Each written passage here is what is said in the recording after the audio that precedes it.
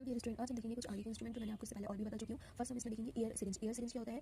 To instil irrigation solution into the air. ये क्या होता है? जो ये इंस्ट्रूमेंट होता है जो एयर इरिगेशन के लिए यूज़ किया जाता है, मतलब एयर कान में पर्टिकुलर सॉल्यूशन को डालने के लिए इसका यूज़ किया जाता है, जिसको हम बोलेंगे एयर सिरिंज। नेक्स्ट है आपका स्पुटम मग। स्पुटम मग क्या होता है? To collect the expectorate from patients, मतलब ये जो स्पुटम को कलेक्ट करने के लिए यूज़ किया जाता है। Then before collecting expectorate some disinfecting solution should be poured into the mug. इसका मतलब जो स्पुटम को कलेक्ट करके इसमें जो डिसइंफेक्टिंग सॉल्यूशन है उसको में डालने के लिए इसका यूज़ किया जाता है। देन नेक्स्ट है टंग फॉर्सेप्स। टंग फॉर्सेप्स क्या होता है? ये tongue forceps to hold the tongue during the oral surgery without the causing any damage और इंजुरी टू द इट। मतलब ये किस लिए यूज़ किया जाता है? ओरल सर्जरी में जो टंग है उसको बिना मतलब कट लगे और बिना कोई चोट के पकड़ने के लिए इसका यूज़ किया जाता है। देन नेक्स्ट है बोन चिसल। बोन चिसल्स क्या होता है? Used for cutting and shaping the bone during the procedure. मतलब पर्टिकुलर प्रोसीजर के टाइम बोन चिसल्स का यूज़ किया जाता है, मतलब जो बोन्स को कट करने के लिए यूज़ किया जाता है। देन पर्टिकुलर शेप्स देने के लिए इसका यूज़ किया जाता है। देन नेक्स्ट है रिफ्लेक्स हैमर। रिफ्लेक्स हैमर क्या होता है?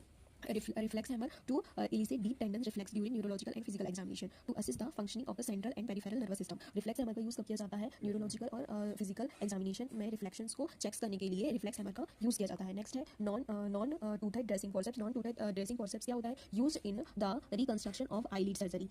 इसका यूज़ कब किया जाता है? जब आईलिड सर्जरी में जो टिश्यू होते हैं उसको पकड़ने के लिए नॉन टूथेड डिसेक्टिंग फॉर्सेप्स का यूज़ किया जाता है। नेक्स्ट है एन्यूरिज्म नीडल। एन्यूरिज्म नीडल ये क्या होता है? To hold the delicate sutures such as blood vessels and nerve during procedure. मतलब पर्टिकुलर प्रोसीजर के टाइम जो ब्लड वेसल्स होती हैं उनको क्या करने के लिए, होल्ड करने के लिए इसका यूज़ किया जाता है, पकड़ने के लिए इसका यूज़ किया जाता है। नेक्स्ट है रैम्पलिस स्पंज होल्डिंग फॉर्सेप्स।